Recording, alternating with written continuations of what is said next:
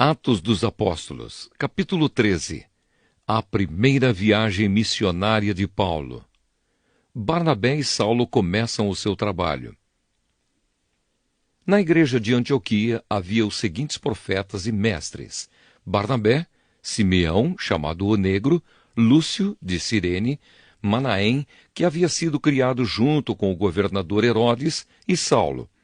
Certa vez, quando eles estavam adorando o Senhor e jejuando, o Espírito Santo disse: Separem para mim Barnabé e Saulo, a fim de fazerem o trabalho para o qual eu os tenho chamado. Então eles jejuaram e oraram, e puseram as mãos sobre Barnabé e Saulo, e os enviaram na sua missão. Em Chipre. Barnabé e Saulo, tendo sido enviados pelo Espírito Santo, foram até a cidade de Seleucia, e dali embarcaram para a ilha de Chipre. Quando chegaram à cidade de Salamina, começaram a anunciar a palavra de Deus nas sinagogas, e eles tinham João Marcos para ajudá-los no trabalho missionário. Eles atravessaram toda a ilha, chegando até a cidade de Pafos. Ali encontraram um judeu que era mágico e falso profeta, chamado Bar-Jesus. Ele era amigo de Sérgio Paulo, o governador da ilha, que era um homem muito inteligente. O governador mandou chamar Barnabé e Saulo, pois queria ouvir a palavra de Deus. Mas o mágico Elimas, este é o nome dele em grego, era contra os apóstolos. Ele não queria que o governador aceitasse a fé cristã. Então Saulo, também conhecido como Paulo, cheio do Espírito Santo, olhou firmemente para Elimas e disse: Filho do diabo, inimigo de tudo que é bom, homem mau e mentiroso, por que é que você não para de torcer o verdadeiro ensinamento do Senhor? Agora escute, o Senhor vai castigá-lo, você ficará cego e não verá a luz do sol por algum tempo. No mesmo instante, Elimas sentiu uma nuvem escura cobrir os seus olhos, e ele começou a se virar para todos os lados, procurando alguém que o guiasse pela mão. Quando o governador viu isso, creu e ficou muito admirado com os ensinamentos a respeito do Senhor Jesus. Em Antioquia da Pisídia. Paulo e os seus companheiros navegaram da cidade de Pafos até Perge, uma cidade da província da Panfilha. Porém, João Marcos os deixou e voltou para Jerusalém. Eles continuaram a viagem, indo de Perge até a cidade de Antioquia, no distrito da Pisídia. No sábado, entraram na sinagoga e sentaram-se. Depois da leitura da lei de Moisés e dos livros dos profetas, os chefes da sinagoga mandaram dizer a eles: Irmãos, se vocês têm alguma palavra para animar o povo, podem falar agora. Então Paulo se levantou, fez um sinal com a mão pedindo silêncio e começou a dizer: Homens de Israel e todos vocês não-judeus que temem a Deus, escutem. O Deus do povo de Israel escolheu os nossos antepassados quando moravam na terra do Egito e fez deles um grande povo. Ele os tirou de lá com grande poder e no deserto aguentou aquela gente durante 40 anos. Ele destruiu 7 povos na terra de Canaã e o povo de Israel se tornou dono das terras deles. Tudo isso levou uns 450 anos. Depois disso, Deus lhes deu juízes até o tempo de Samuel. Quando o povo pediu um rei, ele lhes deu Saul, filho de Quis, da tribo de Benjamim, para ser rei deles durante 40 anos. Depois que tirou Saul, Deus pôs Davi como rei e disse isto a respeito dele: Encontrei em Davi, filho de Jessé, o tipo de pessoa que eu quero e que vai fazer tudo o que eu desejo.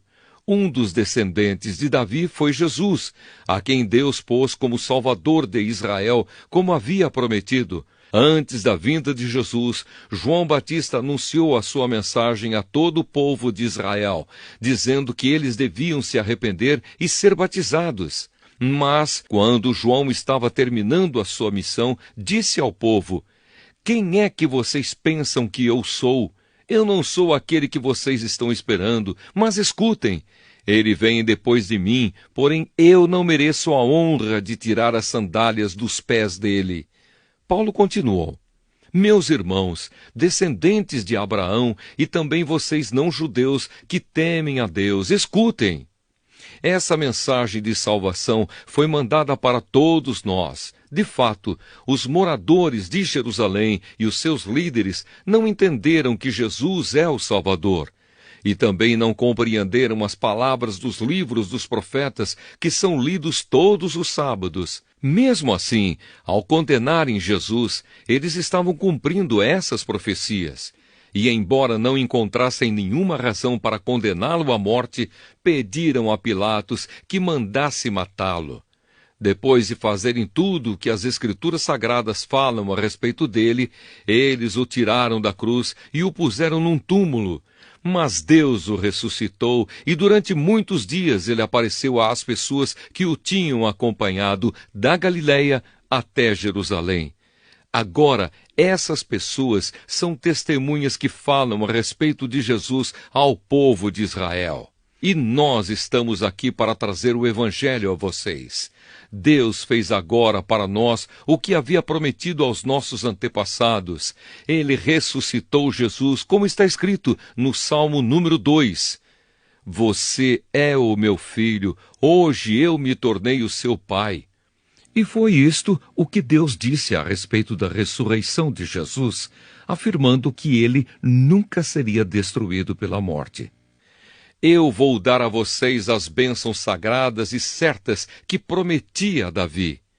E em outra parte das Escrituras, lemos também: Tu não deixarás que o teu dedicado servo apodreça na sepultura.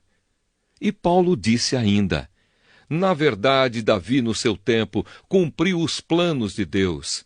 Depois morreu, foi sepultado ao lado dos seus antepassados e apodreceu na sepultura. Mas isso não aconteceu com aquele que Deus ressuscitou. Meus irmãos, todos vocês precisam saber com certeza que é por meio de Jesus que a mensagem do perdão de pecados é anunciada a vocês. Precisam saber também que quem crê é libertado de todos os pecados, dos quais a lei de Moisés não pode livrar. Portanto, tenham cuidado para que não aconteça o que os profetas disseram. Prestem atenção, vocês que zombam de Deus, fiquem espantados e morram, pois o que vou fazer agora é uma coisa em que vocês não acreditariam, mesmo que alguém explicasse. Quando Paulo e Barnabé estavam saindo da reunião, as pessoas pediram com insistência que eles voltassem no sábado seguinte, a fim de falarem sobre o mesmo assunto. Depois da reunião, muitos judeus e outras pessoas convertidas ao judaísmo acompanharam Paulo e Barnabé, que falavam com eles e animavam todos para que continuassem firmes na graça de Deus. No sábado seguinte, quase todos os moradores da cidade foram ouvir a palavra do Senhor. Quando os judeus viram aquela multidão, ficaram com muita inveja. Então começaram a dizer o contrário do que Paulo dizia e o insultaram. Porém, Paulo e Barnabé falaram com mais coragem ainda. Eles disseram: Era necessário que a palavra de Deus fosse anunciada primeiro a vocês, que são judeus. Mas, como vocês não querem aceitá-la e acham que não merecem receber a vida eterna, então agora nós vamos anunciar a palavra aos não-judeus. Pois esta é a ordem que o Senhor Deus deu a nós, o seu povo. Eu coloquei você como luz para os outros povos, a fim de que você leve a salvação ao mundo inteiro. Quando os não-judeus ouviram isso, ficaram muito alegres e começaram a dizer que a palavra do Senhor era boa. E creram todos os que tinham sido escolhidos para ter a vida eterna. A palavra do Senhor se espalhou por toda aquela região. Mas os judeus atiçaram as mulheres não-judias da alta sociedade convertidas ao judaísmo e também os homens mais importantes da cidade, e começaram a perseguir Paulo e Barnabé e os expulsaram daquela região. Então os apóstolos sacudiram a poeira das suas sandálias em sinal de protesto contra eles e foram para a cidade de Icônio. E os cristãos de Antioquia continuaram muito alegres e cheios do Espírito Santo. Atos